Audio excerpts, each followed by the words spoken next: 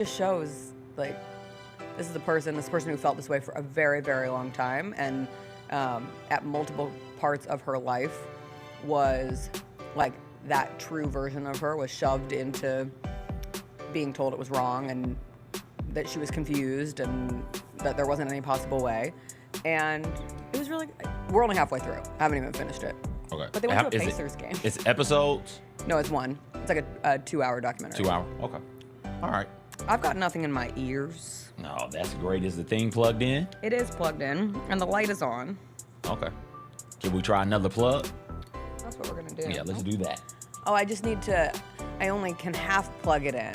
Oh. I hate when that happens. I can't plug it all the way in. Is that the deal all the time with that one? No. Just sometimes? Yes. Okay. It might be the adapter then. I wondered why it was so quiet. It might be the adapter. Why didn't you say anything? We've been up here talking for like yeah, but you know 15 how minutes. I can hear you in like here. Yeah, because I'm loud. I'm obnoxious. Yeah. The voice booms. Yeah. You said it. I can say that about me. That's my word. What was the song today? American Idiot. Don't wanna be an American idiot.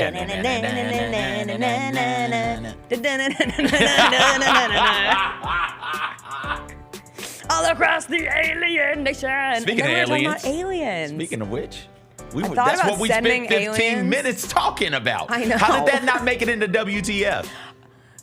Because I don't know where to start. What do you mean? I don't know what the latest is.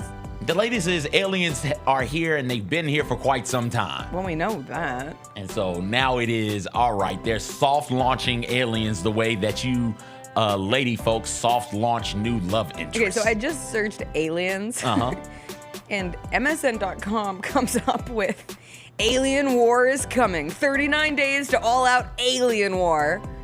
Okay, well, that'll make the Grizzlies Mavs game from last night not really matter. Wait, how many days? 39, according to... This is just MSN sharing some video of a man who I don't know his credentials to talk about the alien coming, but alas, this is where we are. What's up, everybody? It is a Wednesday, December 4th. Gonna be a good day. Jessica Benson with you from the Grind City Media Studios in Memphis, Tennessee. CJ Hurt behind the glass. Coming up on today's show, the Memphis Grizzlies win streak came to an end. We will talk about their loss to the Dallas Mavericks last night, the end of NBA Cup play for the Grizzlies this season. We had the penultimate college football playoff rankings come out yesterday. We'll get into those, what it looks like going into conference championship weekend.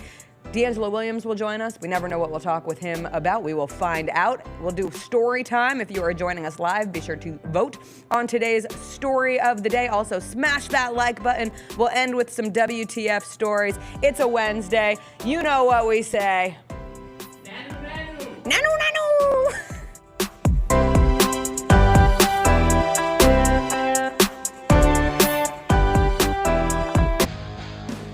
Grizzlies fans know it's the team that gives you the edge.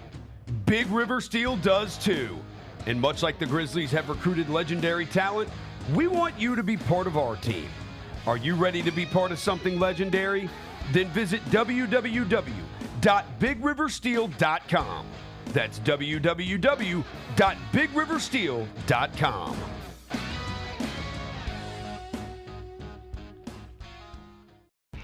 When it's all on the line, you turn to the strong, the stable, the unwavering. To those with a history of raising their performance to meet the moment. It's true in basketball. It's true in banking. Grizzlies Checking from Pinnacle. Play hard. Bank easy. Open a Grizzlies checking account with at least $100 and a recurring direct deposit by August 31st. And you could receive a $200 direct deposit bonus into your account. Details at grizzliesbanking.com. Member FDIC. Thanks for showing up, Memphis. Nothing beats catching your Grizzlies IRL, and nobody knows that better than you. So next time you want to hit up a game, Ticketmaster's got your back with tickets to every upcoming matchup. Whether you're catching the Grizzlies at home or on the road, you'll find tickets at Ticketmaster, the official ticket marketplace of the Memphis Grizzlies and the NBA. Keep putting that jersey collection to use and get Grizzlies tickets today. There's no better brag than saying you saw it live. See you courtside again soon, Memphis. Somebody else we have not seen in a long time is Morant. Since you've seen him, does he look any different to you, or is this the same superstar Ja that we were used to? He's always getting better. So you just got to watch out for that. That's. And it's a He's revenge always- tour. yeah. It's a revenge tour, like the world's forgotten about me. And Oh, I don't think look, they forgot. The Chris Vernon Show, live on weekdays at noon on YouTube at Grind City Media and the official Grind City Media app. It's the top 5 worst teams in the NFL. I think the Panthers are the worst team in the NFL. I got the Saints number 1. Ha ha ha! Let's put the Aints up there. They're terrible. I'll take the Titans as my worst team in the NFL. If they played Will Levis, they're for sure the worst team. Maybe in NFL history. Might be worse than the 0-16 Lions if they play Will Levis. The Odds Couple, live at 2 p.m. on YouTube at Grind City Media and the official Grind City Media app. Who will lead the Grizz in steals this season? I'm going to go with Pippen for steals this season. So I'm going to go with Jaren. I'm going to go, as long as he's in the rotation, I'm going to go Jake LaRavia for total steals, and I'll have Marcus Smart in my back pocket for steals per game. Hey, Grizzlies fans, be sure to tune in to Grizzbeat, where the panel and I break down all things Grizzlies and take a look at the rest of the NBA as well. The show is live every Wednesday, 2 p.m. on YouTube at Grind City Media and the official Grind City Media app.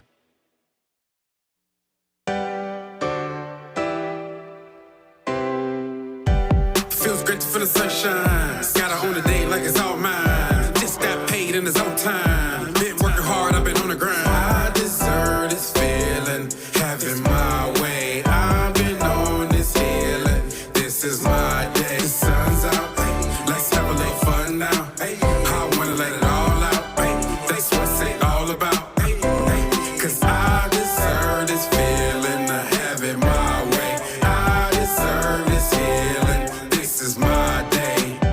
Grind City Media presents The Jessica Benson Show with CJ Hurt. Live from the Grind City Media studios on YouTube at Grind City Media and the official Grind City Media app.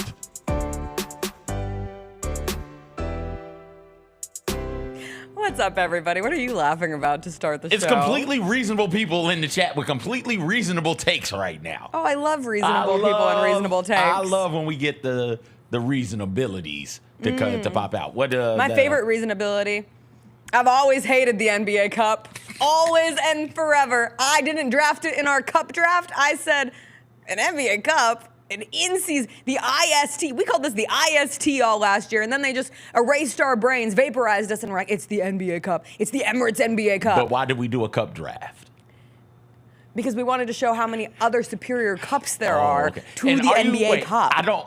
You really didn't take the NBA Cup? No. Okay. Neither of us did. I know I didn't. I didn't. For damn sure did. Please. Okay. I would have taken cup stacking before I would have taken the NBA That's pretty Cup. cool though. It was cool. Yeah. I think I still got it.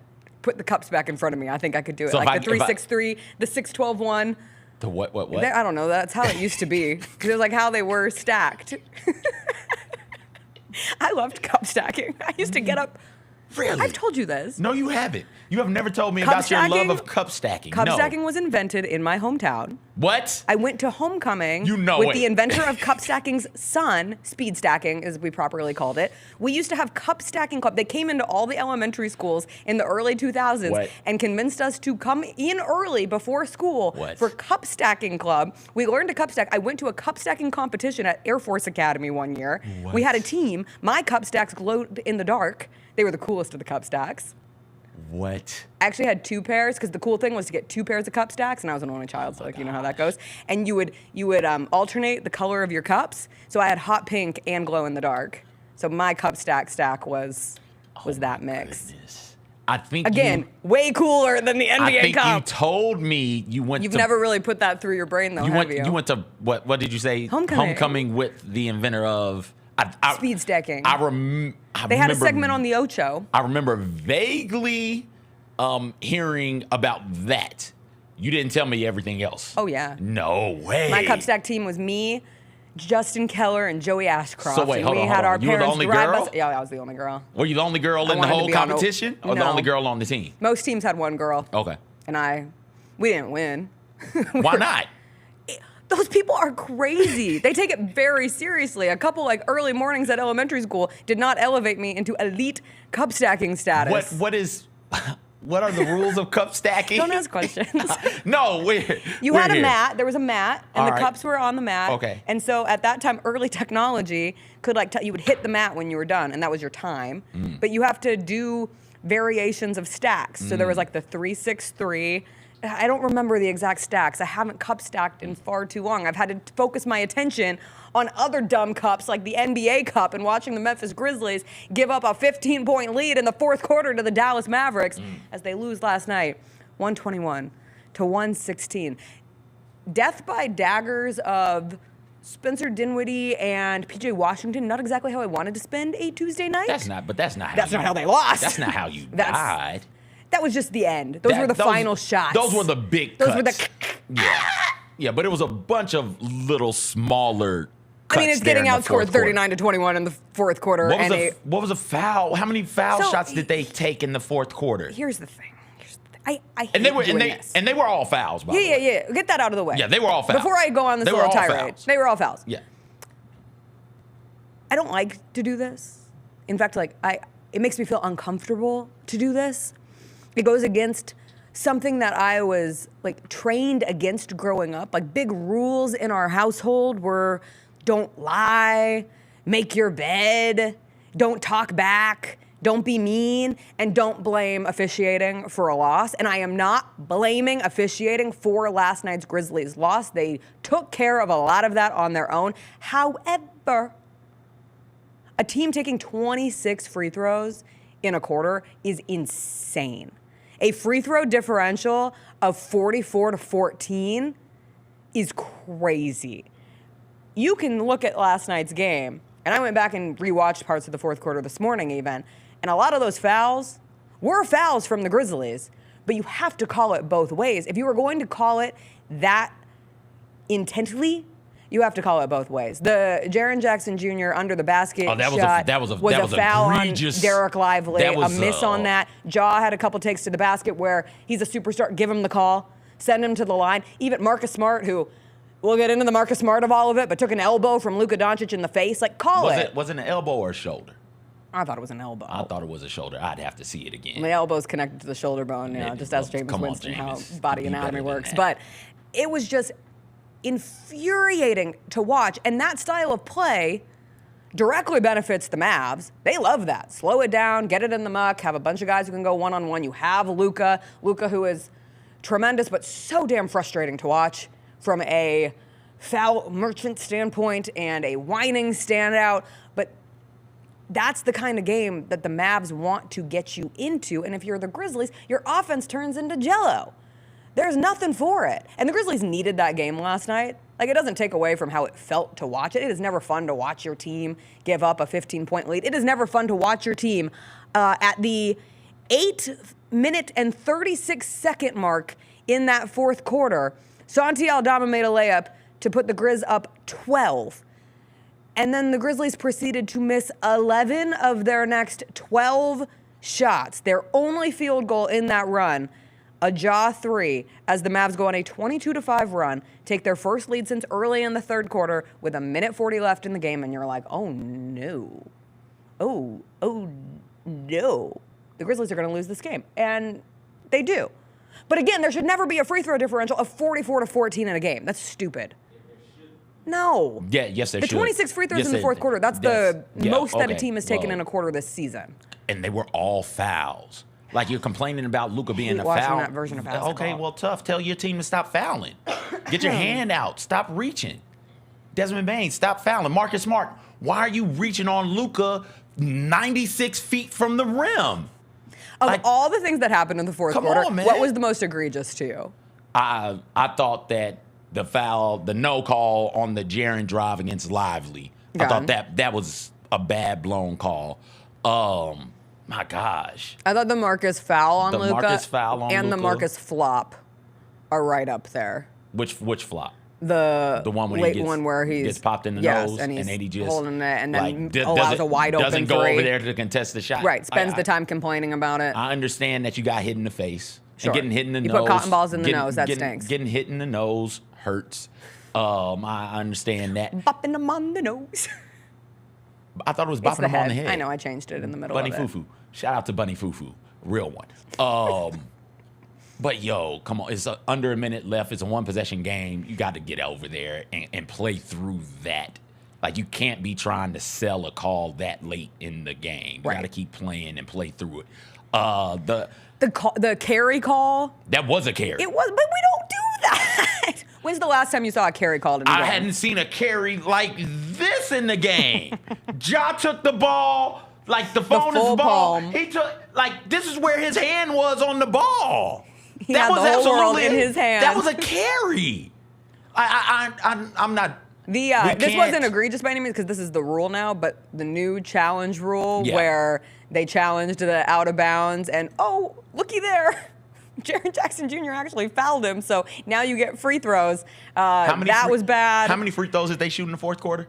26. Okay, and they were all fouls. 20. They were all fouls. The issue isn't on the refs. It's on the Grizzlies for fouling. Let me be clear about that. It's on the refs for starting to call it the way they did in the fourth quarter versus how you call it throughout the game. You can't let a team play that physical and then start to go up on it. On the Grizzlies for fouling. Those are bad fouls. All of them are bad fouls. It's one of those things where I want to wholeheartedly agree with you, but then I see the number of 26 and I say, well, certainly it wasn't that many. No, it was. Because I also Maybe it was watched 22. it this morning. I also watched it this morning. Luka took more free throws than the entire Grizzlies team last night. The Pistons shot 22 free throws last night in their game against the Bucks. The Bucks shot 21. Elsewhere in the NBA, the Cavs, they shot 25 free throws in their game against the Wizards. The Wizards also shot 25. The 76ers, they took on, who the Sixers played? The Hornets. And in that contest, let me see here, the Sixers took, what the Sixers take? How many free throws? Oh, why is this thing doing that? Where my free throws at? Where my free throws at? 20. Where my backup singers? The 76ers took 20. The Hornets took 28. So I'm going to keep going through there and try and find you let me know total. when you get one that's close. The Hornets have shot, so far, the Hornets are the only team to shoot more free throws in the entire game than the Mavs shot in the fourth quarter. And again, I want to be clear. The Grizzlies shouldn't have fouled that much. And everyone was mad at the refs last night for something. Did you see Ime Udoka's comments No. after the Rockets lost to the Kings? What was he mad about? Blatant missed calls, ticky-tack moving screens, and little ish like that. Told him, get some effing glasses, open your eyes. Enjoy that, fine.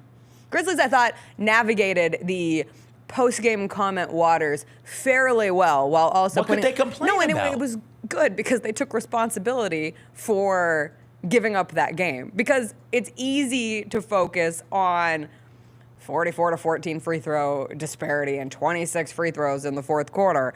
But the reality is the Grizzlies let go of that game, and they have to figure something out in the half-court offense. When they are moving and grooving, that offense is poetry. It is beautiful. They are dotting every I with a heart, and they are cursiving it all over the place. And no matter who's in, the ball is moving, the cuts are happening. But when you get into late-game scenarios like you did last night, which they have not experienced hardly any of this season. That atmosphere went from regular season game to playoff atmosphere. Real quick. And you had to get some of them dudes up off of the court. That ball moves really, really well with Wells and Scottie Pippen Jr. on the court. And that playoff atmosphere hit, those two particularly got rattled. And you had to get them off the court. I'm sorry, go ahead. No.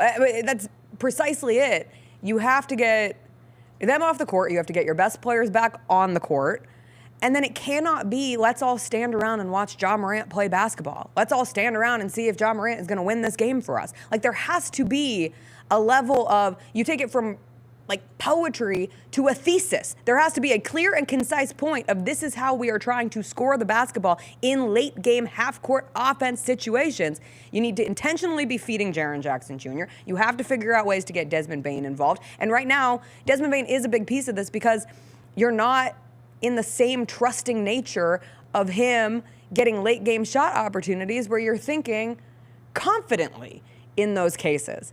And all of this is good and fine and dandy when you're playing the Pacers and the Pistons and the Trailblazers and the Pelicans, but you come up against a team like the Dallas Mavericks and a team that, by all means, you're going to face them again. I think it's on January 6th here at home, so you'll have an opportunity to rematch. But more importantly, it's a team like that that you potentially face during the playoffs. And if you want to make a late playoff run, like, there has to be some evolution of in the clutch moments for this team and half-court offense for this team, because what we saw last night was not it. And Jaren Jackson Jr. took responsibility for his shot attempts, for his decision-making in the fourth quarter. I thought the responsibility angle of it was fine last night. Like, nobody was excessively blaming the refs. You just have to be better. It's as simple as that. It is nice. They're supposedly getting Zach Edey back in the mix, which I look forward to, perhaps as early as this weekend. You have the Wizards and the Celtics. What Zach Edey is able to do from a paint presence for this team, how he can perhaps, as a screener, get some easier shots for Desmond Bane, make things easier for Ja Morant to both get to the basket and to get others involved in this offense as well. But last night was yuck. It was almost a full day of NBA or evening of NBA action last night. Did you give us all the free throws? 4 teams shot more free throws in their game than the Mavericks shot in the fourth quarter. That's insane. The Warriors, the Hornets, I mentioned them earlier, the Raptors and the Pacers. They all shot more free throws in their games, had more free throw attempts in their games than the Mavericks had in the fourth quarter. I would love to see what the length time of all the games was, because that game pushed 3 hours last night. Yeah, that was a long one. Not to do a get off my line. Come on, do it. When you talk about trying to get more people to watch the NBA, games like that do not help the cause. And this is coming straight out of the fourth quarter of the game against the Pacers here. Took a similar, not quite as bad as last night, but really slowed down, a ton of free throws. And Chris was here with his little brother, who is like in 8th grade, I think. And he was bored out of his mind. Like, this is a child at a basketball game who is just counting down the minutes until it's over, because it takes all the fun out of the game. Like, nobody pays to watch that many free throws. And I get it. Don't foul. Easy. I don't know what else you can do. Don't foul. But also, there has to be a happy medium So there. are we okay with the game going back to being more physical? I would be. I'm for it. I think you are. Oh, I love physical basketball. Like, give me that. Give me back to the basket basketball. That's what I grew up on. I'd love that. But the reason they stopped doing back to the basket basketball, the reason why they got rid of some of the physicality in the basketball, was to get the players, to give the players the freedom of movement, because people were complaining about the game being so slow and monotonous and tedious, right? They didn't want you throwing the ball down to Shaq, watching Shaq move grown men out of the way and then dunking on them. They wanted the Luka Doncic's to come through. That's what they wanted, the Kyrie Irvings to come through. And they wanted the Ja Morants to come through there and get the freedom of movement. So if you want them to have the freedom of movement, you've got to call the fouls when the fouls happen. And they were fouling. They were fouling in the Pacers game in the fourth quarter, and they were fouling in this game also. Some of those fouls were take fouls on Lively, right? Where it is Lively underneath the rim.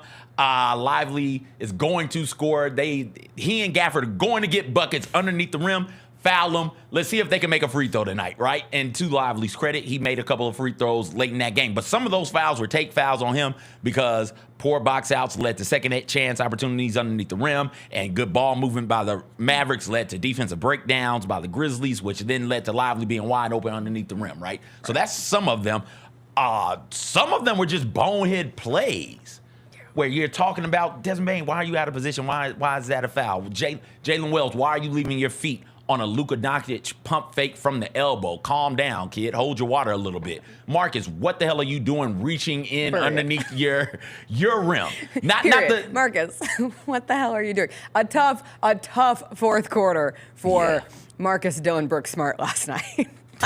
Fans were having flashbacks. It was like back in Nam for Grizzlies fans watching Marcus Smart in the fourth quarter of that game. The save, I don't think the fourth quarter of that game. The save, I don't think we mentioned that one. The save, I thought it was tipped. I did. And that's on your teammates to say, let it go, leave it alone, don't touch it. Like, if you're Santi, when you contest that, you turn the box out, and then you see Marcus going, no, don't touch it. That's on teammates. That's on them to communicate that to Marcus. But unfortunately, in a fourth quarter that was full of Marcus Smart, what are you doing moments, it just was one more on it. He goes 0 for off the bench, 0 of 7. How many assists did he have? 0 of 4. 6. And 3 steals. Early on, you and I were on the same page talking before the show. Last 5 Marcus minutes. Smart was having a fine game. I don't need Marcus Smart. We talked about this coming off of the game against, when did he have the 25 points? Was that against the Pistons. I don't need Marcus Smart to go 7 of 11 from 3. That's not the purpose of Marcus Smart on this team. But when it's all collectively at the end and you look at a box score and you say, oi, it was a bad night for Marcus Smart. It's the last thing we remember. Exactly. And it's how the game gets lost down the stretch. Like, there were at least 4 possessions that led to, or 4 Marcus Smart related mistakes that led to 4 Mavs possessions and scores. And when a team is coming back down 15 in the fourth quarter, every one of those matters. So the Grizzlies are back home on Thursday. They play the Sacramento Kings. This is a period of time where the competition gets harder. Outside of, they have the Wizards. What is that game? Is the Wizards Saturday and the Celtics Sunday? I think it is. No, it's the Celtics Saturday, the Wizards Sunday. That will be an interesting game because that's Marcus Smart's first game against the Celtics since he was traded, because he was hurt last year when they played the Celtics. So that will be an interesting one for sure. A quick congrats to Jalen Wells, who was named Rookie of the Month. Congratulations, Jalen Wells, you're Rookie of the Month. Your reward is you got to guard Luka Doncic, and everybody had trouble guarding Luka Doncic. But you want to know what I liked about Jalen Wells? He never backs down. Even when he's getting beat, he comes back for the next play. And I appreciate the fact that Jalen Wells does not get easily rattled. That is how he has put himself in a position where, and CJ's making eyeballs at me, late in the game, I agree. I thought the lights got a little bit brighter for Jalen Wells last night, but consistently take the recency bias out of what we're talking about with Jalen Wells. To be named Rookie of the Month, first Grizzlies player to be named Rookie of the Month since Ja Morant. There has not been a Grizzlies Rookie of the Month in a minute in the Western Conference. The other 5 candidates, Zach Edey, Stephon Castle, Donovan Clingan, Ryan Dunn, and Dalton Connect. What is the difference between each of them and Jalen Wells? Jalen Wells is the only second-round pick of that group. And he continues to be in the starting lineup for this team, and he has been one of the brightest of bright spots. But how do you guard Luka? He can't guard bigger How do you people. solve a problem like Luka Doncic? Guarding the maxis of the league, right? Like he's Steph, Halliburton. He's great at that. He's so quick. He's got to get a little bit more man meat on him, and that's fine. We talked about it a couple of days ago. Man meat. Well, I don't know what else to call it. It's your man meat. It's true. That's what happens. That, you got to put that man meat on to be able to bang with somebody like Luka and LeBron and some of these bigger offensive players on the perimeter. But he's still a really good defender, and there's something there that I think is going to make him elite in the next year or two from the defensive end. It's just right now he can't bang with bigger, sort of more physical perimeter players. And he tries. Like, the effort is there. Yeah, the effort is there. It's just the pounds are not. Yeah, the man meat, Jessica. Get on the man meat diet. You can say man meat. I love a good man meat diet. We have new games out, and I did that just for you. Memphis Grizzlies will play the Brooklyn Nets at home next Friday. We got a Friday the 13th game here in Memphis, and I'm happy for our friend Megan Triplett, because the Nets came. We don't like to talk about the Nets games from earlier this season because those were the worst of times. I saw some people say, like, I haven't felt this bad about the team since the loss to the Nets, which is a testament to how well they played after those 2 losses to the Nets. But Megan was kind of bummed because she gets to come home. All of her family is here, and she's like, I only got to come in the first 2 weeks of the season. She gets to come back. So this is a happy Megan Triplett return for her family here in Memphis. And then the Grizzlies will play against the Lakers in LA on December 5th. That is a 9:30 tip. The game here in Memphis, 7 o'clock. Get your tickets to help the Grizzlies take on the hated Brooklyn Nets. Revenge on the Nets is what the Grizzlies can get. And obviously, Grizzlies Kings on Thursday at FedEx Forum as well. We'll take a quick break. When we come back, the college football playoff rankings came out last night. No giant surprises, I would say. However, we did get clarity on which teams are not just likely out, are out, according to the words from the director of the college football playoff committee, or the chair, I should say. We'll get into all of that, what we think about how that shakes out ahead of conference championship weekend, and DeAngelo Williams still ahead when we come back.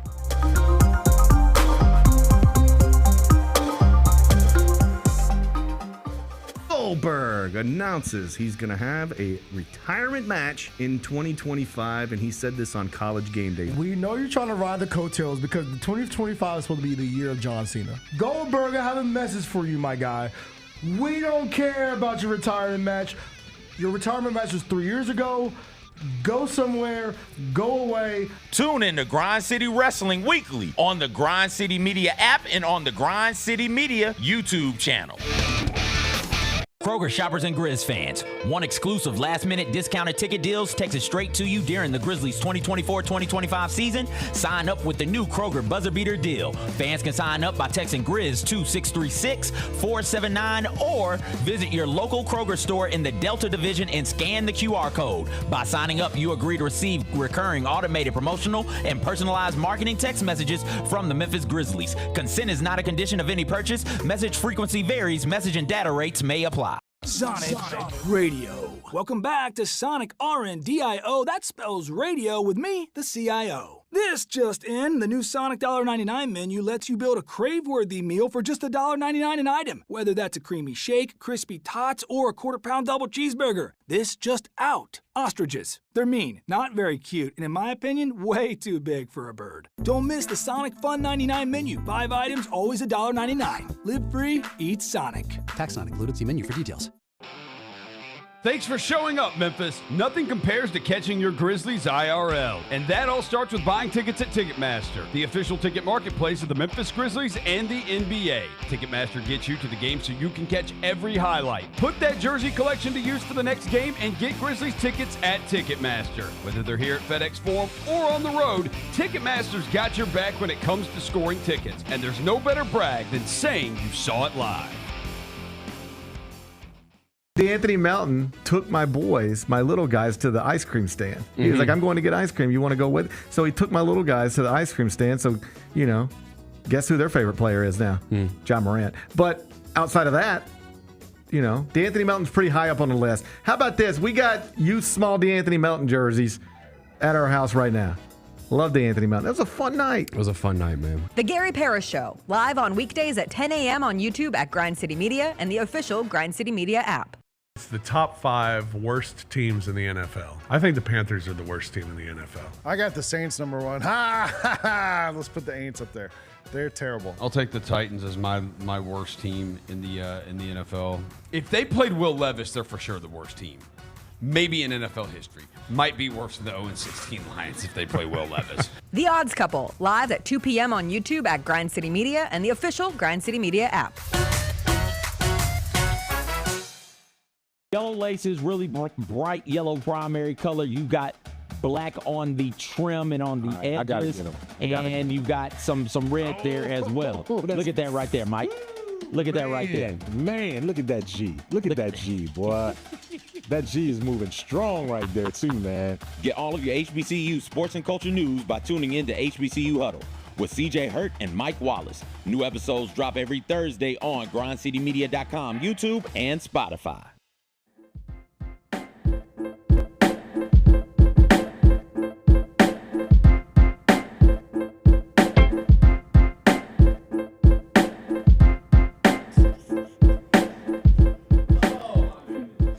It is a Wednesday, and you know what I say. If you can make it through Wednesday, you can make it through the week. Because we all stayed up for 3 hours to watch Grizzlies Mavs.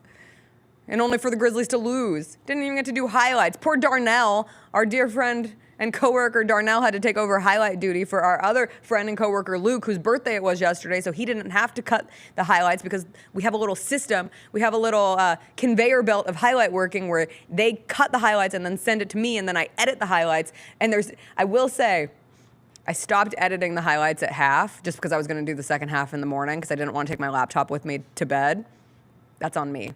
I lost the team the game. If I had kept editing the highlights, then they probably would have won. So I take full responsibility. Me, the 26 free throws in the fourth quarter, and all the other shenanigans. Equal parts responsibility.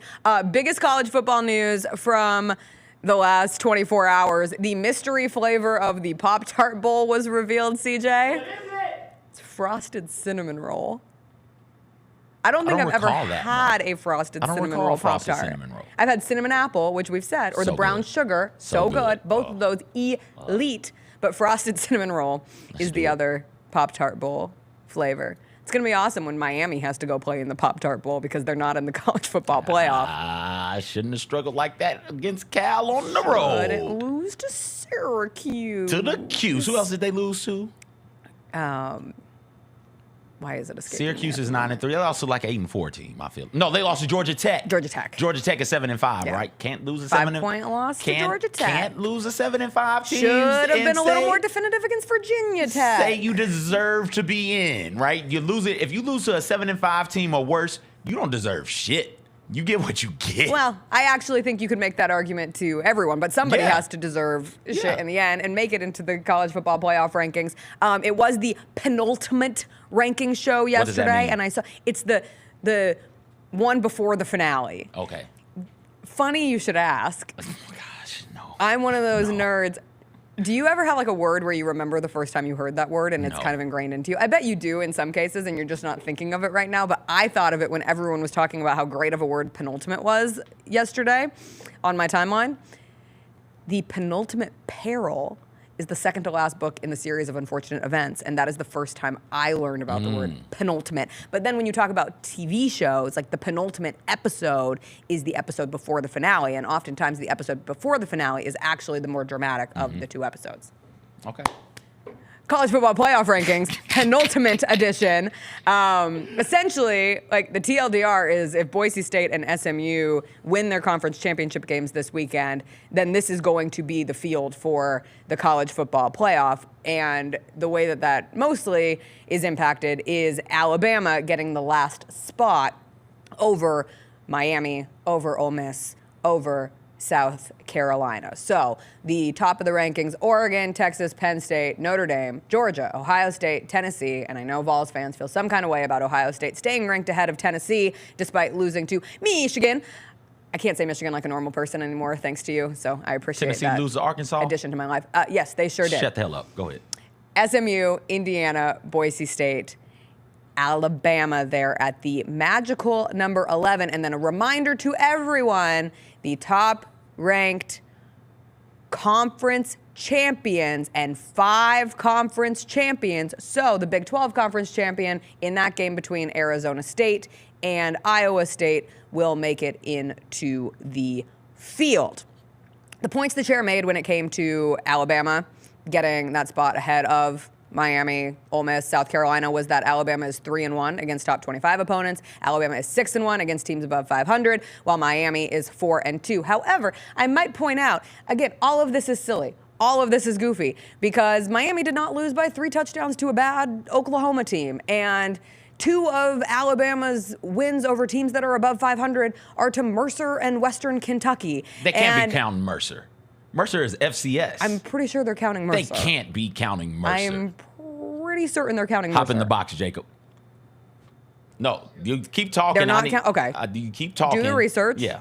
So that's the case for Alabama. Then you look at a South Carolina team that, by these rankings, just got eliminated. Jacob points out that 1 FCS game per season counts. Yes. And so they are counting Yes. Mercer. You can count them as a win. Sure. Fine. You can't count them in anything credible. I mean, but they outside of are, that. and Yeah, they so it's use fine. that in their So it's actual. fine. But that's my point: is you can make cases for everyone. South Carolina, who will never be able to, or was never going to be able to shake their losses to Alabama and to Ole Miss. Those are head-to-head games that they That's the first lost, tiebreaker. despite the fact that South Carolina is playing some of the best football right now of any of those teams and just beat a Clemson team that now has the opportunity to go beat SMU in the ACC Conference Champion game. And so even though South Carolina just beat Clemson, South Carolina's out, Clemson still has a path forward. It gets all over the place. And for SMU, a team that right now is solidly in the field, there is now no guarantee if SMU loses to Clemson in the ACC championship game that SMU has a spot. So they are almost penalized. It will come down to the conversation of should you be penalized for making your conference championship game. Again, it's a game you have to win, but then you have a team like Indiana who doesn't have the chance to lose in a conference championship game in the Big Ten, and they are in the field. None of this matters. Like, Chris asked me, how does it feel for your sport to have something so dumb. And I said, college football is the dumbest sport in the world. Of course we have something so dumb. It doesn't bother me. None of this is making me angry. I think it's kind of fun. It's funny to see the variations of athletic directors getting in fights on social media right now. The Iowa State athletic director started it. His name is Jamie Pollard. He said he was disappointed that the strength of schedule does not matter for SMU, Indiana, and Boise State, and that the message is clear: win as many games as possible, regardless of who you play. To which Rick Hart, the SMU athletic director, came back and said, Jamie, respect you, but bad take. Iowa State had North Dakota, Iowa, and Arkansas State. SMU had Nevada, Holy Cross, TCU, BYU, and scrambled due to Vanderbilt dropping us. SMU, one of 2 teams to win all conference games, one of 3 teams with 9-point wins, and trailed by a total of 6 minutes the last 9 games. Stay off my lawn. But Jamie came back and said, your lawn may be artificial. He said, beat Clemson Saturday. I'll respect your ranking. Until then, you did not play Clemson, Miami, Georgia Tech, or Syracuse and lost to BYU at home. We can't be arguing about whether or not Holy Cross and but what's that? We can. North Dakota? Oh, yes. Like, come on, man. We're not doing When that. I first saw that, I was like, they played Notre Dame. No. It's North Dakota. I'm not doing that with you people. I'm not. So if SMU loses, Yes. I'll ask you, I guess we go SMU, Alabama, Indiana, maybe? Like, who's the one left out? If SMU loses, I would put SMU in over Alabama? but I don't think that is guaranteed to happen based on how you've seen the committee weigh the ACC, how they weighed the ACC and the Big 12. I mean, right now, the question, too, is what seed if Boise beats UNLV on Friday, do they get the top 4 seed, or does that Big 12 champion jump Boise? They still could get home field advantage, certainly, but where are they seated in it? Or is it fair for the Big 12 champion, considering that they are further down? I forget, is it 16 and 18 for Arizona State and Iowa State? Wherever they were. That's why the Iowa State athletic director is popping off on social media and going back and forth with the SMU athletic director. In former years, sure, give the benefit of the doubt to Alabama and a Nick Saban coached Alabama team. But this Alabama team, the team I saw Fresh off a loss to Vanderbilt Vanderbilt rushed the field on earlier this season, Rightfully a Vanderbilt so. team that lost to Georgia State, an Alabama team that scored 3 measly points against Oklahoma. I'm not giving the benefit of the doubt to that team. But we'll see. It certainly sets up intrigue going into Sunday's not penultimate rankings, but final rankings. Boise State loses to UNLV. Oh, that's their worst case scenario. Army beats Tulane. UNLV is in now? Yeah. Okay. I would imagine. You wouldn't move Army up over? I guess you can't. No, it's after they got their... UNLV's losses to Boise. They would avenge that loss on a neutral field. Right. I guess that's still. So it's what conference is that again? Mountain West. All right. It's the Mountain West champ gets in. And the first time around, too, if I remember correctly, they only lost by 5? I think so. So it was a close game. It was a close game. Okay. The end of I wish Memphis was in the AAC championship game just so we could flirt with the idea of... I saw the AAC athletic director was out here saying, well, maybe someone should look at Memphis, even though they're not in the AAC. I was like, get out of here. No. You can't do this. No. I did have a conspiracy theory. I want to hear it. When it's been blown to smithereens when Memphis beat Tulane, but if Tulane had still been a 2-loss team and AAC champion, and if they had to make a decision about the Big 12 champion in that case, and if the Big 12 had gotten left out, if the committee would have done it in hopes of Boise State, and in this mythical universe, Boise State and Tulane making it to the playoff and then getting crushed in the playoff and like resting on that possibility so that then they could very quickly work on getting the smaller school, the non-power schools out of the playoff altogether. Gotcha. And they could still do, like if Boise State does get the 4 seed and goes in and gets let's be clear. Stomped. People are finna get blown out in this. Sure. People are finna get the hell beat out of them. I think this is the best way we've done it so far. Is it stupid? Yeah. Is it any dumber than having nobody play each other? Right? For most of my childhood, damn near the entirety, one never played 2 in bowl games. Right? Every now and then you would get it, but most of the time they didn't play, and you end up with co-champions somehow. Is it any dumber than that? No, it's way better than that. How about the BCS where only 2 teams got in? It's certainly better than that. And last year, in the iteration of the CFP were only 4 teams, this is certainly much better than that. You got to get as many teams who deserve to be in as possible. There's got to be a cutoff line somewhere, whether it's at 12 or 16 or 18, I don't know, but there's got to be a cutoff somewhere, and no matter what, whoever is seeded just outside of it or 2 spots outside of it, they're going to complain, and there will be arguments no matter what. Yeah. But what you've got to do is find a way to create a tournament where you get the most deserving teams in on any given year. I like this 12-teamer. I would probably have Miami in over Alabama. That's me, though. I can hear arguments on both sides and be swayed either way. But outside of that, man, go out there and play football. Let's go. I hate hypothetical games. I love games. So actual games. Give me play on the field. The more games, the merrier.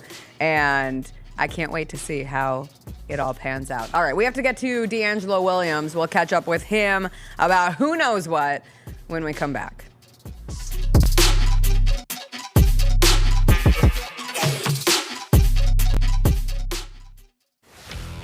Let's face it, there's a lot of trash talk in basketball, but the great teams let their performance do the talking. Like Ford F-150 with Pro Power on board, a class-exclusive industry-first feature that turns your truck into a mobile generator and leaves the competition speechless. Ford F-150, official truck of the Grizzlies. Greatness starts here at your Mid-South Ford dealer. Class is full-size pickups under 8,500 pounds, GVWR. There's no substitute for experience, the knowledge gained from having been there before, and the passion to share what you know to make everyone around you better. It's true in basketball. It's true in banking. Grizzlies Checking from Pinnacle. Play hard. Bank easy. Open a Grizzlies checking account with at least $100 and a recurring direct deposit by August 31st, and you could receive a $200 direct deposit bonus into your account. Details at grizzliesbanking.com. Member FDIC. Grizzlies fans, dunks, dimes, and no-looks are great on TV, but nothing compares to catching them IRL. And that starts with buying tickets at Ticketmaster, the official ticket marketplace of the Memphis Grizzlies and the NBA. Ticketmaster gets you to the game so you can catch every highlight in person. From seeing your favorite Grizzlies stars up close to hearing the squeak of the sneakers on the hardwood. Put that jersey collection to use and get tickets at Ticketmaster. There's no better brag than saying you saw it live. See you courtside, Memphis. Now every time you go to Miami, you can go see, like, that's a statue of me there. No, I don't look nothing like that thing, man. Look, I'm sorry. I would have been offended. That is you, T.A. Oh, my God. That is Cody. Oh, look. Hey, y'all got to get that screenshot, man. Put that on the... The Chris Vernon Show, live on weekdays at noon on YouTube at Grind City Media and the official Grind City Media app. It's the top 5 worst teams in the NFL. I think the Panthers are the worst team in the NFL. I got the Saints number 1. Ha! Let's put the Aints up there. They're terrible. I'll take the Titans as my worst team in the NFL. If they played Will Levis, they're for sure the worst team. Maybe in NFL history. Might be worse than the 0-16 Lions if they play Will Levis. The Odds Couple, live at 2 p.m. on YouTube at Grind City Media and the official Grind City Media app. Yellow laces, really bright yellow primary color. You got black on the trim and on the edges. I gotta get 'em. And you got some red there as well. Look at that right there, Mike. Look at that right there. Man, look at that G. Look at that G, boy. That G is moving strong right there, too, man. Get all of your HBCU sports and culture news by tuning in to HBCU Huddle with CJ Hurt and Mike Wallace. New episodes drop every Thursday on grindcitymedia.com, YouTube, and Spotify. Goldberg announces he's going to have a retirement match in 2025, and he said this on College Game Day. We know you're trying to ride the coattails because the 2025 is supposed to be the year of John Cena. Goldberg, I have a message for you, my guy. We don't care about your retirement match. Your retirement match was 3 years ago. Go somewhere, go away. Tune in to Grind City Wrestling weekly on the Grind City Media app and on the Grind City Media YouTube channel.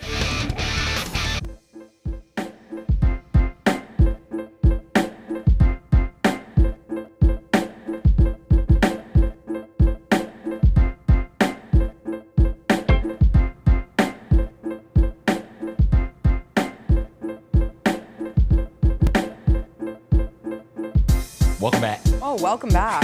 That thing, it came out again. I can't hear anything. What's up, everybody? We are back. It is Wednesday. That means it is time to catch up with DeAngelo Williams. DeAngelo, what's new in your world? So I just listened to y'all talk like I just came on, but yeah. I just want this PSA to go out. I hope that they clip this. This is a PSA from DeAngelo Williams. Now is the time to throw away Thanksgiving dinner. Okay. No way. Yesterday should have been the time. No Yesterday You're should have been the wrong. time. I If ate your my ass gets last sick from here on out, you deserve it. turkey sandwich You yesterday. deserve it. And Yeah. here's the reasons why it's time for you to throw that stuff away, okay?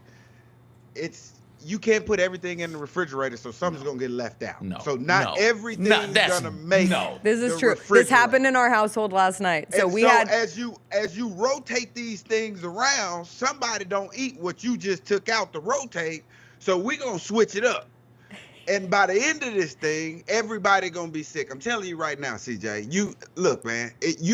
Thanksgiving dinner is not like regular dinners where you could go a week and eat it. And the reason is because something gets left out. And whatever gets left out is tend to be what people generally go for because it's quick and easy. You don't have to go in the refrigerator. And by the time you know it, everybody in the damn house sick. So throw it away. If Thanksgiving is on Thursday, man, Monday night. Oh no, I can make is it the last meal. I made it to Tuesday and Monday my body night hates is the me. last meal. But we After had Monday night, if you get sick, you deserve it. We had 2 pies. We had 1 chocolate pie, which was incredible. Shout out Germantown Commissary. Chocolate meringue pie, it hit. And then we had a pumpkin pie. And there was like the tiniest sliver of chocolate pie left last night. And I had it for dinner. And Chris said, that's okay. I'm going to have a piece of pumpkin pie. And he opened up that pumpkin pie, and it had molded. So the pumpkin pie was our sacrificial piece of the Thanksgiving You couldn't meal. find a place in the fridge to put the pumpkin pie. Y'all don't know how to stack a fridge appropriately. We don't then. have that big of a fridge. Y'all don't. Even with the fridge you've got. But we could have. To be fair. Yes, you could have. You did. You made To be the fair, choice. we moved from where we were dog sitting back to our house, and the pie just didn't make it into the fridge. That was a mistake. That's on us. DeAngelo, all of us don't have NFL money, dog. Some of us have regular jobs and Do regular you have? money. Okay, wait, no. Here's the ultimate. You're rich. Do you have a? Do you have a garage fridge? No, I do not. So you can put things You have a in garage your freezer. Let me finish, CJ. The reason why you're disgusting is because you said you got another 2 weeks left on your Thanksgiving. And That ain't got nothing to do with being a damn NFL I'm not player or having exaggerating. money. I am not. You're disgusting. There's a half a man. You are Shut up, Dan. You're a problem. You are the problem. You're the problem. I got about 40% of a turkey left, and you know what I'm gonna do with that? You almost got me cursing, DeAngelo. You know what I'm gonna do this weekend? I'm making me some turkey pasta. Ew. Yeah, my ass. It's gonna be delightful. It's gonna be delicious. I'm gonna get some chicken. I'm gonna throw some Velveeta in it. I'm gonna throw some Rotel. I'm gonna stir it up real good. It's gonna be wonderful. I don't know what y'all are talking about. I've still got black-eyed peas in there.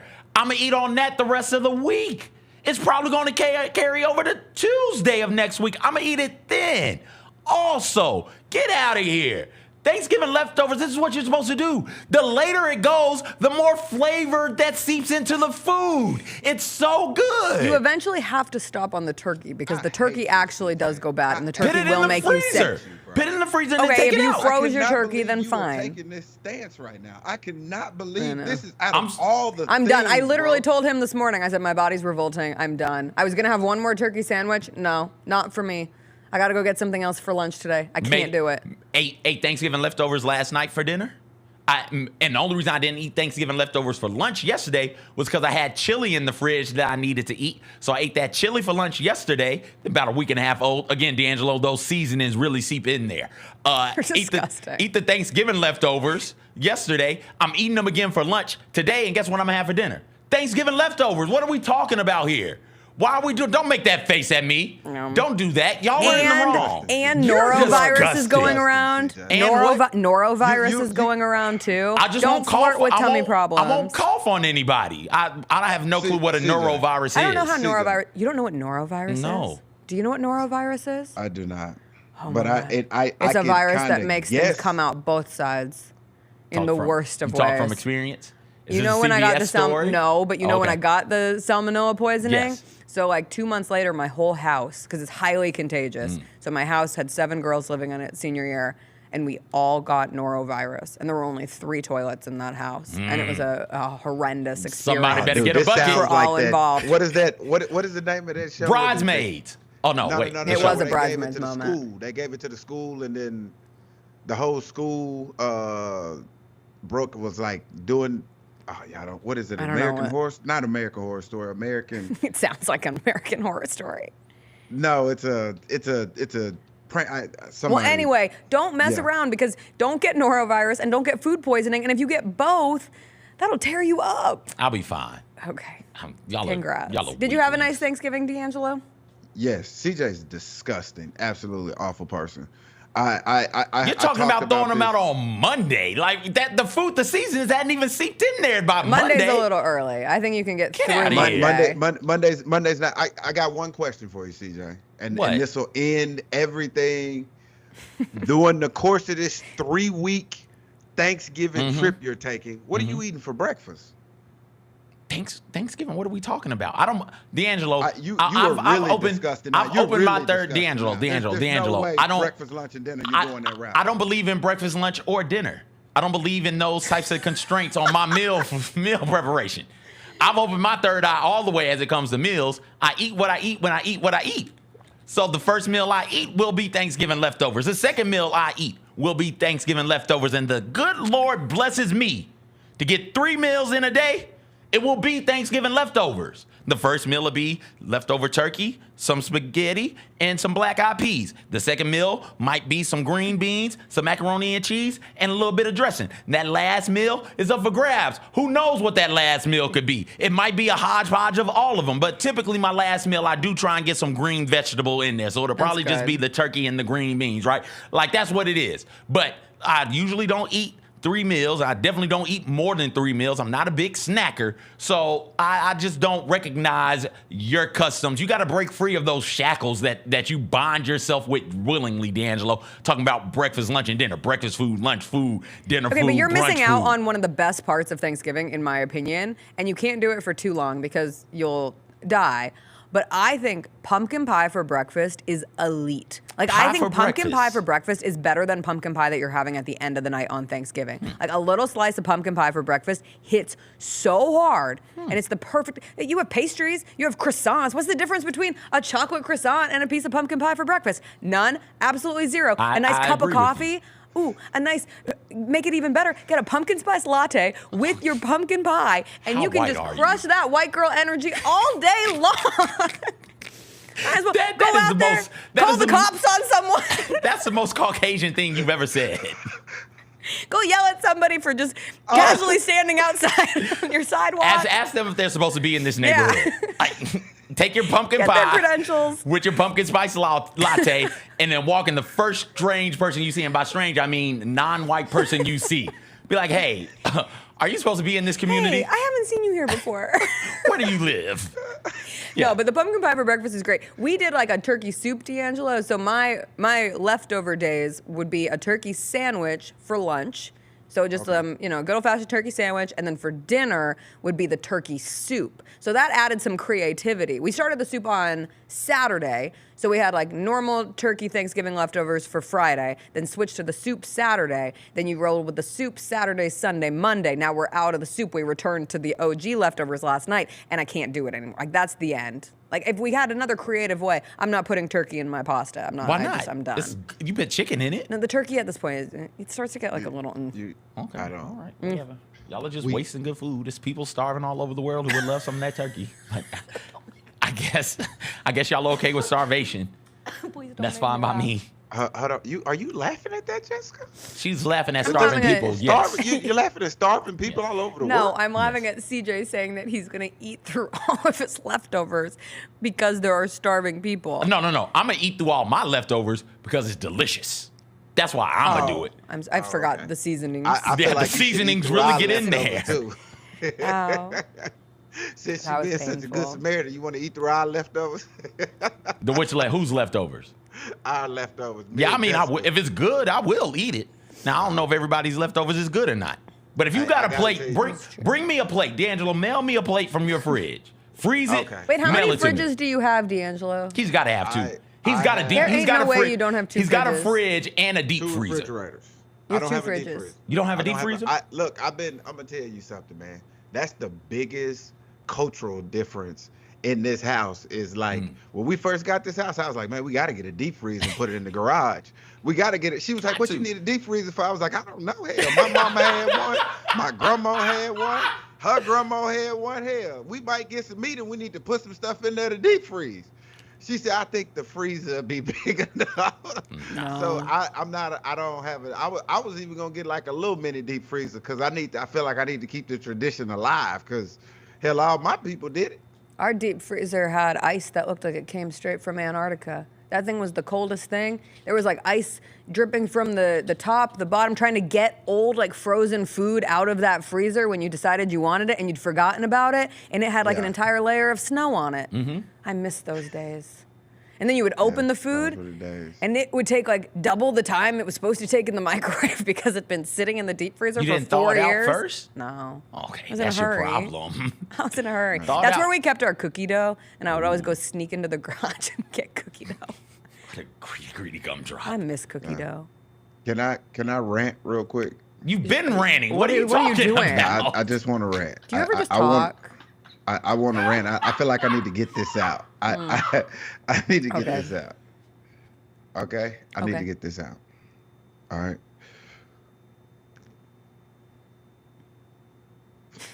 Okay. Angelo, you can't take long pauses like that. We got to listen in audience, man. Yes, We okay. can't have pauses. Get it out. Ladies and gentlemen, if you don't know how to use a roundabout, please do not use or go that direction. Because if I almost rear end one of you assholes one more time because y'all stop instead of yield, we're going to have a problem. You guys are toxic people. Like, put it in, there should be a feature on navigation where it says skip roundabouts. Because people like you don't deserve to go that way because you don't know how to use a roundabout. So I really want to let y'all know, and I'm only saying this because I have missed work for the last 3 days because people at roundabouts have pissed me off so much. When I got to work, I couldn't even work. I was just so pissed off. So if you don't know how to use a roundabout, just go a different way. Just use the lights. It's okay. Can I It's piggyback? okay for you Can to I do that. piggyback? Can I Go ahead. piggyback?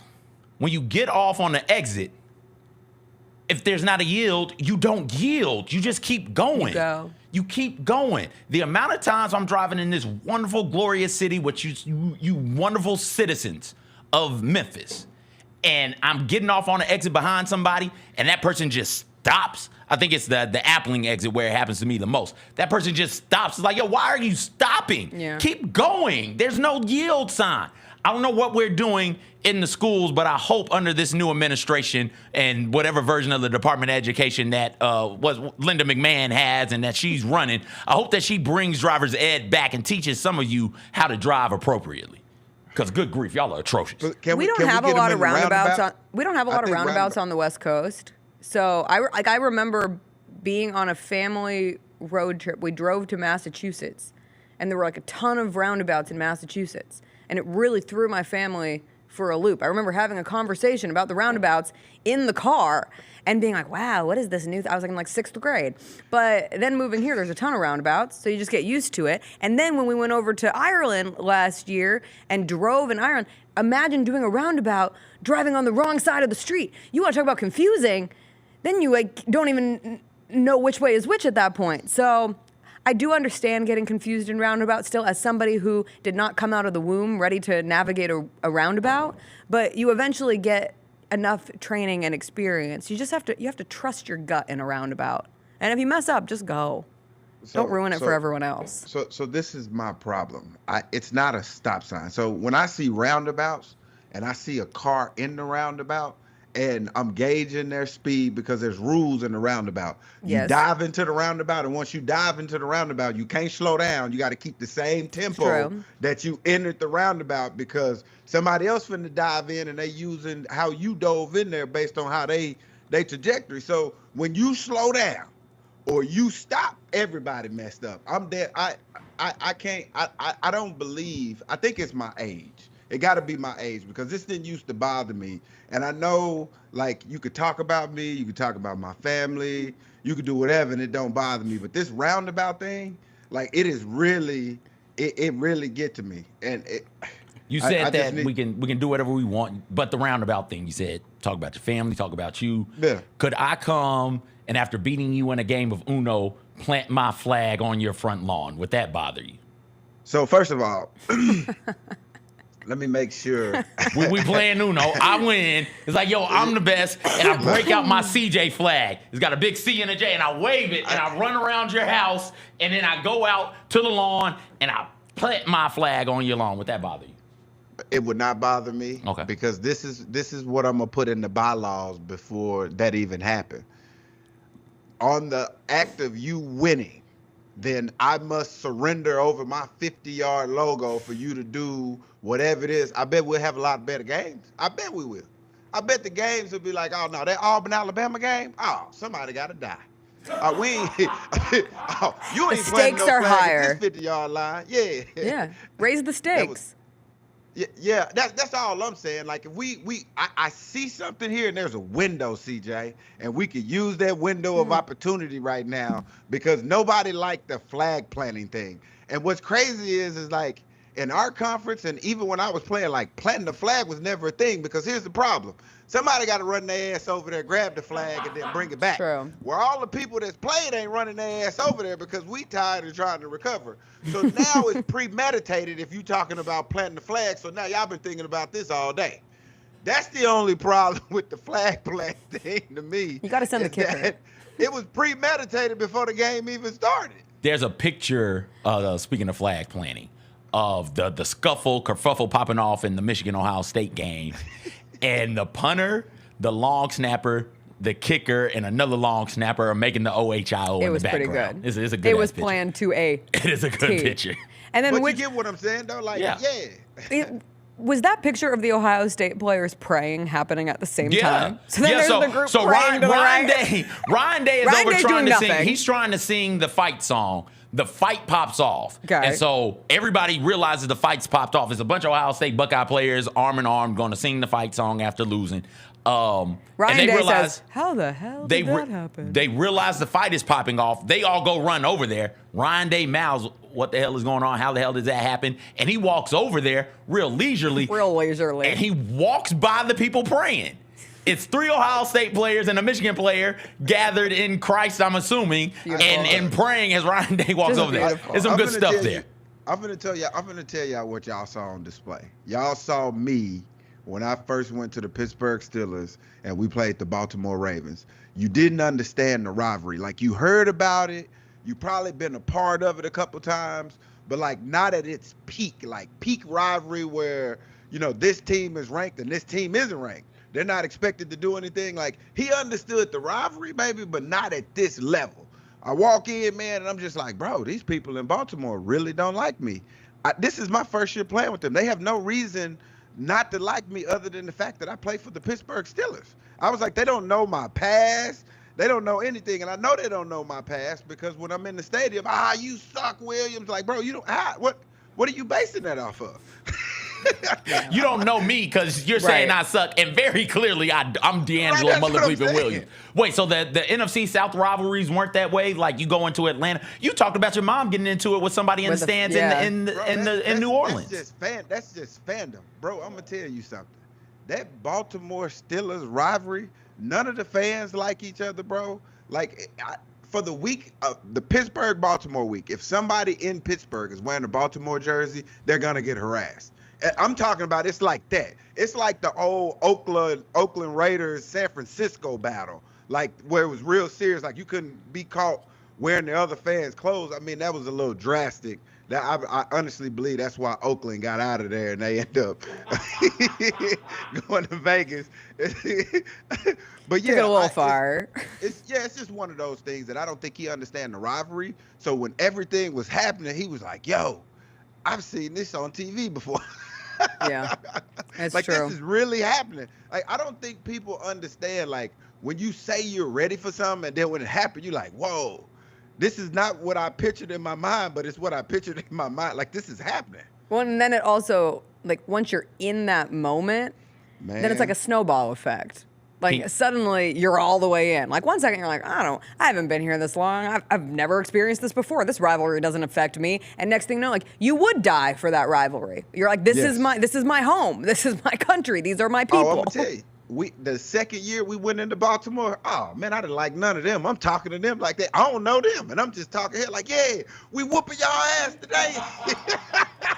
So what would happen? What would happen if when you were playing, right, one of those big games, Ray Lewis is running around, Ed Reed is running around on the other side. You guys got Bell, Antonio Brown, Ben Roethlisberger, James Harrison, Ryan Clark was on those teams. Also, like, it's stars. It's NFL Hall of Famers on both teams. It's a hard-fought game. It's going to be cold. I pray that it's a winter remix as well because that's the only way those games should be played. Pittsburgh versus Baltimore should be cold in a winter remix. A lot of pad popping, a lot of hard hitting, a lot of jawing back and forth, and you guys win a close one. What's a good Steelers-Ravens score? What, like 6-13, something like that? You win something like that.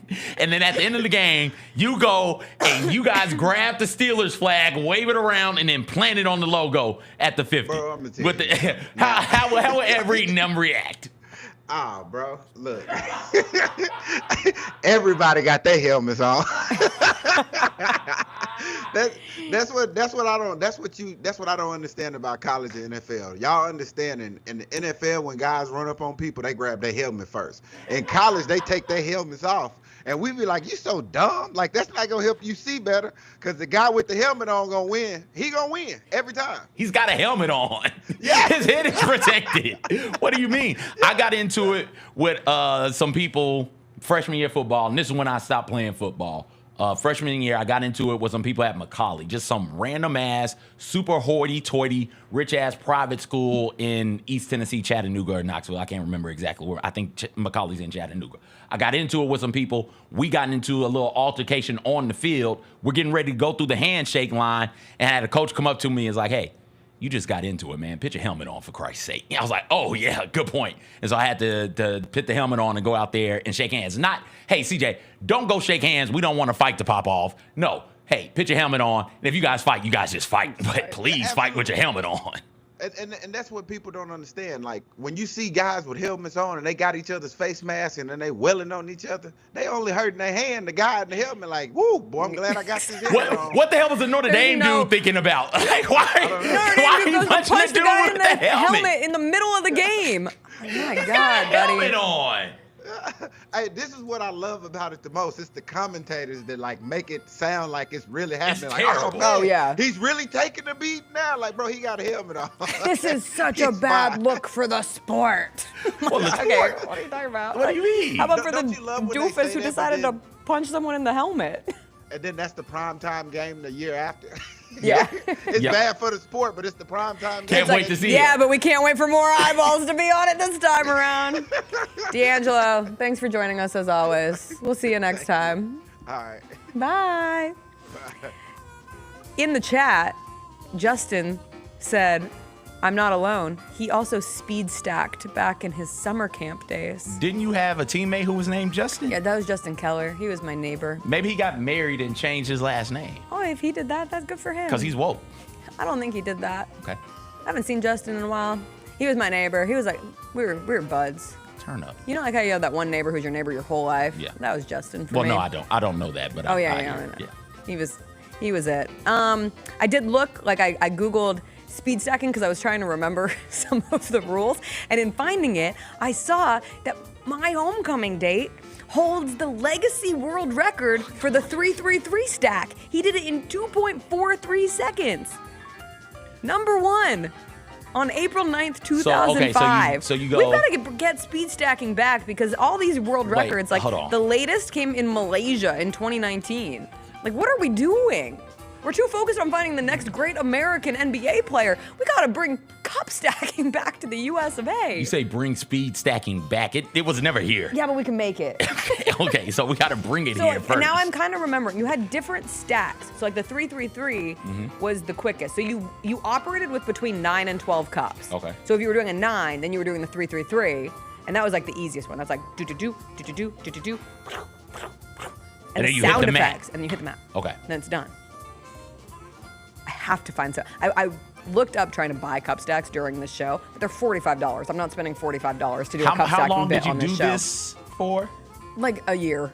And then It you was just one of those stopped. quick. Do you know how quick mad I'd hits. be as your parent? My parents were very supportive of me. We talked about Doing the weird saxophone stuff? like a week ago. Doing an assortment of activities. Doing I weird tried stuff. everything. I played inline hockey for a second. Yeah, that's fine. That's a real thing. Speed stacking Fair. isn't. No disrespect to speed stackers. come on. Please don't throw your cups at me. So I always don't forget, but like the sister of that family, like she was a hell of a basketball player. She played at Minnesota, and I think she actually played a year in the W too. Oh, Like she nice. was drafted. She was part of a psychotically good stretch of girls basketball players from that region. So they all sped stacked, and they were all great basketball players. What's your excuse? Maybe it's a connection. I never grew again. Oh, okay, that's the I had problem. the height of a speed stacker and the heart of a baller. It's hindered me my whole life, okay? Come on. We got to take a quick break. When we come back, it is story time, and the story of the day looks like it's going to be racist not allowed to eat Indian food with 45% of the vote. CJ words these in a way where I can always tell which one he wants to win. I word them in such a way because I don't have a lot of space, so I have to be concise. And the stories that you have to do a lot of explaining on the titles and why they might be good stories, they're not as good as the ones that you can be short and concise with. To be fair, I had not read any of these until this exact moment. And a few minutes ago in the chat, somebody said, and I can't remember who it was, but he's like, I'm sick of the racists. I want a cheater. And I was like, what are you talking about? And now I'm realizing he meant because one of the other story options was filming cheating boyfriend. So he wanted the filming cheating boyfriend. But again, the racists always get the most votes. So we'll do that story when we come back, along with some WTF. There was O.J. Simpson news yesterday. I put news in quotes. A stowaway made it all the way to Paris. We'll get into all that when we come back.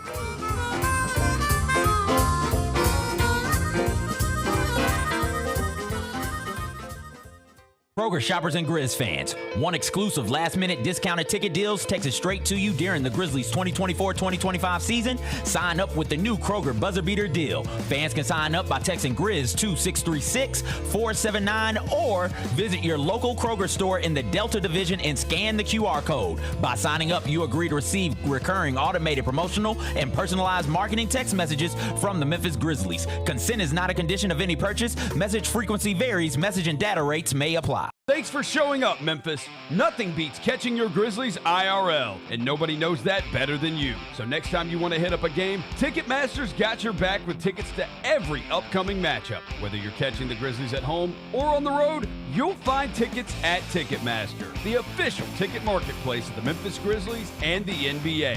Keep putting that jersey collection to use and get Grizzlies tickets today. There's no better brag than saying you saw it live. See you courtside again soon, Memphis. I can't tell you how many people texted me and thought it was the funniest thing ever that you were sitting on the front row in your jersey. Yo, no. You were wearing a Tony Allen jersey on the front row. They're like, yo, tell him to check in. That joke was smeedy. I told Tia, I said, Yo, I man, you did should have a hoodie on, though. I mean, a sweater on. I told Tia, you should have sized up on that joint, man. Yo, shout out to Robin Hood, man. The Chris Vernon Show, live on weekdays at noon on YouTube at Grind City Media and the official Grind City Media app. D'Anthony Melton took my little guys, to the ice cream stand. He was like, I'm going to get ice cream. You want to go with? So he took my little guys to the ice cream stand. So, guess who their favorite player is now? John Morant. But outside of that, D'Anthony Melton's pretty high up on the list. How about this? We got youth small D'Anthony Melton jerseys at our house right now. Love D'Anthony Melton. That was a fun night. It was a fun night, man. The Gary Parrish Show, live on weekdays at 10 a.m. on YouTube at Grind City Media and the official Grind City Media app. Who will lead the Grizz in steals this season? I'm going to go with Pippen for steals this season. So I'm going to go with Jaren. I'm going to go, as long as he's in the rotation, I'm going to go Jake LaRavia for total steals, and I'll have Marcus Smart in my back pocket for steals per game. Hey, Grizzlies fans, be sure to tune in to Grizzbeat, where the panel and I break down all things Grizzlies and take a look at the rest of the NBA as well. The show is live every Wednesday, 2 p.m. on YouTube at Grind City Media and the official Grind City Media app. Yellow laces, really bright yellow primary color. You got black on the trim and on the edges. I gotta get 'em. And you got some red there as well. Look at that right there, Mike. Look at that right there. Man, look at that G. Look at that G, boy. That G is moving strong right there, too, man. Get all of your HBCU sports and culture news by tuning in to HBCU Huddle with CJ Hurt and Mike Wallace. New episodes drop every Thursday on grindcitymedia.com, YouTube, and Spotify.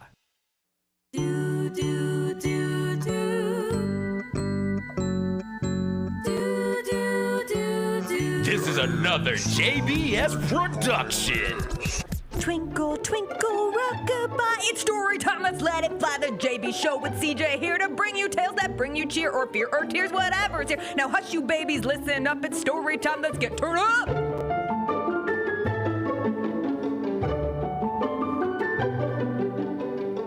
Before we get to the story. Yes, CJ. We were talking about, because one of the options was the cheater option, and we were talking about the show Cheaters in the chat. And the thing that I remember most from Cheaters, outside of it being a terrific show, was the fact that the host got stabbed during one of the episodes. So for those of you who don't know, Cheaters was a reality TV show where somebody's like, hey, I think my significant other is cheating on me. And then they would say, okay, we'll hire like a private investigator and we'll set up cameras and catch them. And they would catch the person cheating. And then they would bust in on the person at the end of the episode while they were in the throes of the cheating scandal, right? And so one of these episodes, they busted in on somebody cheating, and the dude got so upset, he stabbed the host. I was trying to figure out the episode, because you're like, no, that couldn't have happened. Jake was like, wow, that's crazy. I was trying to find the episode so I could tell y'all what episode it was, but I missed this entirely. Inside Edition did an expose on that episode and found out that it was staged. He didn't really get stabbed. What? That's crazy. Reality TV wasn't real? Jessica. The show Cheaters lied to us? That's crazy, though. That's a crazy lie. Blew my mind. That's like way worse than like staging, cribs. Like the Cribs houses weren't actually the houses that the celebrities lived. That wrecked me when I found that out. I was really disappointed. But now this, Cheaters faked a stabbing. It's episode 88 of season 1, if you still want to go find it. It's on Amazon Prime, according to Reddit. Ooh, okay. So you could go back and watch it. Okay, I might watch it, because it's still a good episode. And then you can like really look at it closely now that you know it's fake. Now it calls into everything on Cheaters into question. Wow. Oh my gosh. I'll tell you my favorite episode. One other thing that's fake that like makes me the saddest is Ryan's Roses. What's that? The radio segment, and I always listened to it from Ryan Seacrest's show in LA, and when I was in college, I would listen to it in the mornings when I was driving, and where they like give someone the opportunity to send a bouquet of roses, and it's someone who like assumes that they're being cheated on, and so they're setting their partner up to either send them the roses or to send somebody else, and then this confrontation happens, and I was convinced my whole life that it was real, and it's not. Those radio segments are all fake. Oh, since you said it, and it bums me out. Since you said it, you can get on. It's like Santa Claus. If you want to, Santa Claus is very real. Stop it. If you want to get on, like, I can put you on a calling list, and you can do some of those segments in areas outside of your market. So you can Do go. you make money? If you get on the right one, yeah. Sometimes. Sign me up. Sometimes. So like those. I'll send roses to all kinds of people. Those first date bits. Yeah. Nah. Yeah, it makes me so sad. Yeah. What are we doing? Yeah. Okay. Do you want to do 2 stories today? We'll see how the first one goes. All right. Am I the a-hole for telling my girlfriend's friend she can't eat the food I cooked because it's unhygienic? It was a typical Sunday, my day off, as a 29-year-old Indian doctor living abroad. Sundays were my time to relax, hone my cooking skills, and catch up on sleep. My girlfriend of 1 year, who is 28, shared the day with me at home. This particular Sunday, I decided to prepare a simple chicken curry with rice, a dish my girlfriend enjoys. Unlike butter chicken, this version using onions in the base instead of tomatoes. I don't know why I told you all of this, but yeah. Sounds delicious. I'm starving. 3 of my girlfriend's friends were coming over that afternoon. I'd met 2 of them multiple times, but one was a new acquaintance. They had plans for a casual get-together. Generally, when I cook on such occasions, my girlfriend and her friends insist I join them, which I don't mind. They're good company. I was finishing up the cooking when they arrived. As they chatted in the living room, I put on my headphones to listen to music while wrapping up in the kitchen. Afterward, I stepped out to ask if they'd prefer lunch now or later. Everyone agreed to eat immediately, except for the new girl. She commented, "I don't think I'd like Indian food. It's unhygienic." What? Kick her out. He made it in Story front done. of you. Bye. Kick her he out. He made it in front of you. Anything that happens after this, to this girl, I don't care. I don't care. She deserves it. While I mentally raised an eyebrow and chuckled, I refrained from reacting outwardly. My girlfriend, however, was visibly annoyed. Good. And her other friends were quick to call out the remark as inappropriate. One of them even added, "That wasn't nice to say." That's an odd thing to say. That's kind of a weird thing to say. I assured everyone I wasn't offended, explaining the stereotypes about Indian food often stem from street food and hygiene misconceptions, so I understood where the remark might come from. With that, I returned to the kitchen to finalize the meal. My girlfriend followed me and jokingly, I think, said she felt like committing murder. Yeah, watch her. Watch her. Keep her on your side. Maybe a jump. I told her not to stress over it, as I don't take remarks from people I don't care about to heart. This guy seems great. This girl should marry this guy. He seems lovely. When it was time to eat, my girlfriend set the table while I brought out the curry. Everyone else enjoyed the meal and gave me plenty of compliments, which was nice to hear. Midway through the meal, the new guest, despite her earlier remark, expressed a sudden interest in trying the food. Here's where I might have acted immaturely. I closed the lid on the dish and told her, "I don't think you should eat this. It's unhygienic, remember?" She seemed visibly upset and left the house shortly after. I half expected my girlfriend to be upset with me, but instead she said, "Good riddance," and her other friends reassured me I'd done nothing wrong. They even mentioned they preferred my company over hers, which was flattering. I joked about liking their company too, but still preferring my Sunday blanket, which made everybody laugh. So, was I in the wrong for closing the lid? Am I the a-hole? No, you're great. You think he's an a-hole? Doesn't mean he's wrong. But yeah, that's an asshole thing to do. Also, and listen, this is an unfair burden to place on any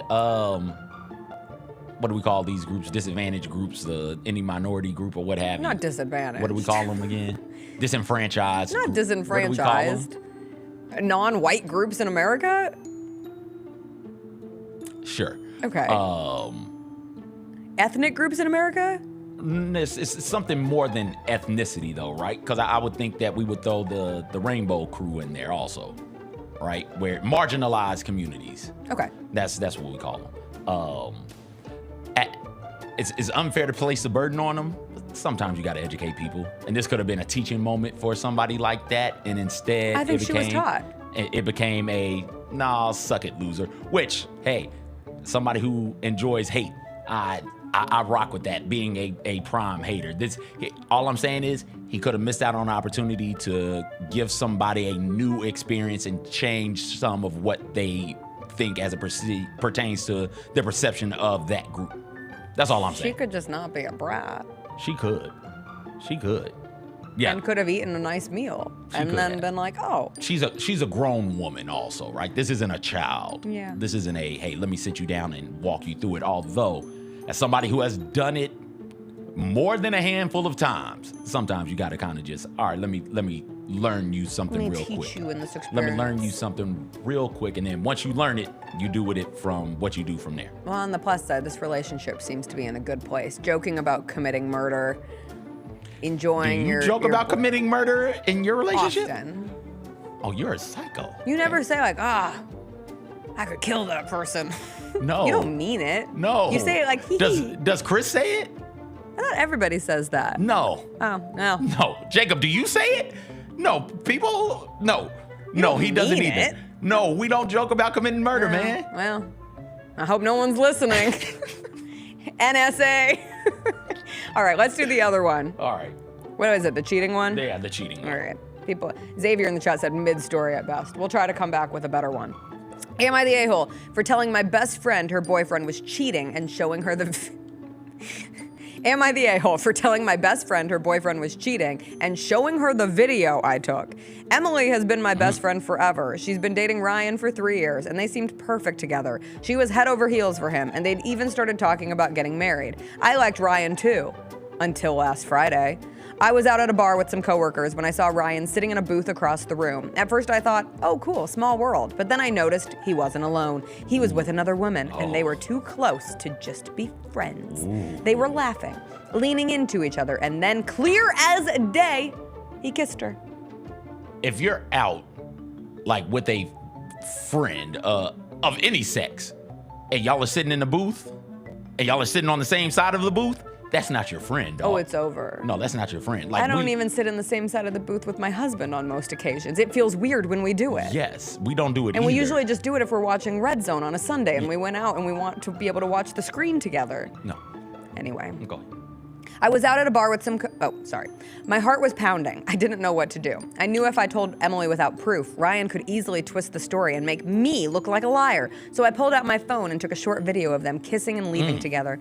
But then I couldn't just let it slide. I marched straight up to Ryan before he could leave and confronted him. I told him I saw everything, and I wasn't going to let him get away with it. He was mental.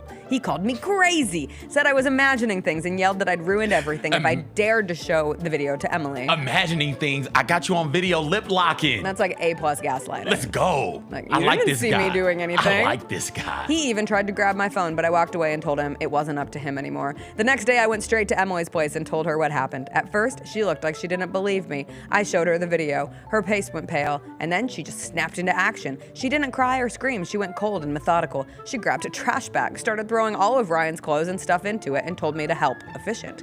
Then she called a locksmith to change the locks on their apartment. When Ryan showed up later to talk, his things were already on their sidewalk, and Emily wouldn't even let him inside. Ryan kept texting and calling, begging her to forgive him, but she blocked him on everything. Emily's been eerily calm since then. She thanked me for telling her the truth, but hasn't really talked about it much. Meanwhile, some of our mutual friends think I overstepped by filming Ryan and confronting him, saying it wasn't my place. Now I'm questioning myself. Am I the a-hole for filming him, confronting him, and then showing Emily? Or was it the right thing to do? Right thing to do, not the a-hole. Don't confront him. Those situations can get nasty. Agreed. So don't do that just for your safety. But yeah, I see nothing wrong with it. I appreciate not running from it. Yeah. Like she didn't take a cowardly approach, but I agree. Sometimes those things, you never know how someone's going to react. Right. She's her best friend. I think the best friend piece of it adds to the equation, because if it's your best friend, that's your sister, that's your ride or die, and you just found out that her partner, who you previously liked, was cheating on her. And from a woman perspective, there are times where guys get caught cheating and you don't have video evidence, and those guys then manipulate and gaslight the other way. You saw him try to do it immediately. You didn't see what you saw. You lose the friend. The friendship is over. Exactly. Right. So she was protecting her friend, she was protecting their friendship and her credibility by getting the extra evidence. I am an always gather as much evidence as possible kind of person. So not the a-hole, did the right thing. Would you Case videotape? closed. You see my wife out cheating on me. She's sitting on the same side of a booth. We're not with her. friends. So you're not going to tell me? Turn up. That's good to know. She can do whatever she wants. Chris, you I'd and be I like- guys tonight. Let's get it. No, I would casually drop it mid-show. I'd be like, hey, you know what I saw? I would make this the Am I the A-hole story and then see how you responded within the context of it. That's the game. That's what I would say. That's the game. That's how it goes. Have you ever had a situation like this? Yes, but not with a best friend. Okay. And it's a difference. Because then there are times you mind your business. Oh. Like if you don't know the person as well, How well I'm is not not going well? out playing like casually. Like I'm not gonna go if I have a casual friend and I find out, hey, I think their partner is cheating on them. Okay. I'm minding my own business. I'm letting fate play out how it will. And your I've conscience, done this. Your conscience isn't heavy about My that. conscience is heavy sometimes, but then I fight back with a mind your own business. You know, MYOB. Sometimes we could all do a little bit better job of that. What would you do? What I Are do you what? telling? Like a casual friend. Oh no, I'm not Yeah. saying anything. You got to be like blood relative. You have to be my best or friend. Very, very, very, very. Top 5 friends. Yeah. And I only got 5, so yeah, Well, then that's it. if you're one of those, yeah, I'm absolutely telling. Yeah. But it is weird when you know someone is like getting cheated on and you're like, you make the eyes? Do you run and tell people like, hey, guess who I saw? You can only tell people who don't know all parties involved. Okay. Otherwise it gets too, then the webs. Then if it came back that you knew, then I knew feel and like didn't say then your anything. conscience should be a little I got heavy. you. You can't just go run your mouth about other people's business either if you're minding your own business. All right. We didn't get to our other stories. What other story? That's okay. O.J. Simpson. What happened with the juice? Is he loose? No. Thank he's goodness. dead. Thank goodness. I don't know if you're aware. He died this year. One less murderer on the scene. One of the many he died things, this year? Yes, one of the many things that happened in 2024. He died in April Oh my God. of this year. My whole timeline yesterday was like, oh my God, OJ confessed and now it's caught. No. That's inaccurate. TMZ reported that there could be a recording of an OJ Simpson confession to the murders of Nicole Simpson and Ron Goldman. However, the later update to the story was that this thumb drive that the Bloomington, Minnesota Police Department had a hold of. So TMZ obtained a search warrant that was the Bloomington, Minnesota Police Department's that said that they have this thumb drive that they were told had a recording of OJ admitting to the murders on it. Why way in Minnesota? The thumb drive belonged to OJ's ex-bodyguard. And I couldn't figure out if it was his ex-bodyguard because he's dead or if it was his ex-bodyguard because they broke up before at some point in their life. Like he told him, hey, guess what I did? What? I killed 2 people. I can't work for you anymore. This is where I draw the line. But his name was Iraq Avelli. Inconsequential. However, he was part of a different investigation, and through that investigation, they found this thumb drive in a backpack. But the last update was from LAPD telling TMZ, because LAPD is somehow connected just in terms of police departments talk to one another in these cases. The murder took place in Los Angeles. The double homicide. The double homicide. Excuse me, not murder. The double homicide took place in LA. Yes. So, yes. And LAPD told TMZ later in the day that those drives had been examined and determined that they contained nothing of evidentiary value. But like my whole timeline was like, oh, he finally confessed. He did. He wrote a book. That book, that wasn't a confession. You're right. That was an if I did it, this would be my confession. I didn't do it, but if I did, correct. This is how. It was just It was a fiction. It was a short story. Yeah. Well, it wasn't short. We encourage creativity. We love journaling, but it wasn't a journal. It was like a mock journal. Can I say it? I'm gonna say it. Oh God. I'm gonna say it. Do you think OJ ever got so mad after that case? He's like, you know what? I'm so mad at that person, I could kill them. Yes. Okay. I bet he said that many times. And then I could really. Every day I do the show with you, I go home and I say, God, I could just kill CJ. If you ever get murdered, please do not look at me first. Please do. I don't think I could handle a murder investigation. The person who's most likely to murder me, or not most likely, I got a wife and a mom, so they're most likely to murder me. The third most likely person to murder me is Jessica. So police look into her. If I die all of a sudden, it's probably because one of those women did it. Yeah, one of those women did it. All right. We gotta go. It's a Wednesday. Tomorrow will be a Grizzlies game day. Grizzlies return home to face the Kings. We'll get into that. We'll be joined by Teresa Walker. Haven't caught up with her in a minute. We'll talk to her about college football playoff rankings, NFL, the Titans, what they're doing for the rest of their season. And it'll be Thursday. We'll see you then. Have a wonderful day, everybody. Bye. How would you murder me? Poison. I figured. I don't have it in me to like actually like watch someone. Like I couldn't stab someone. I couldn't shoot someone. I would have to just